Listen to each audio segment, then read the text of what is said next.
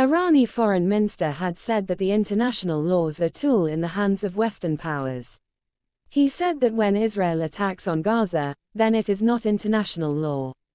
These laws were made by West after the revolution in Russia and China.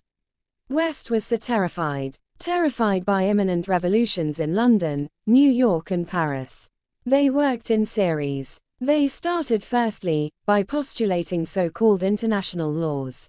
Then to aid surrounding neighborhoods of USSR, pressurizing Soviet to respond by incurring budgets on defense. Then their fortune came true, and Communist Party got to anti-communism in shape of tenure of Khrushchev ending in shape of Gorbachev.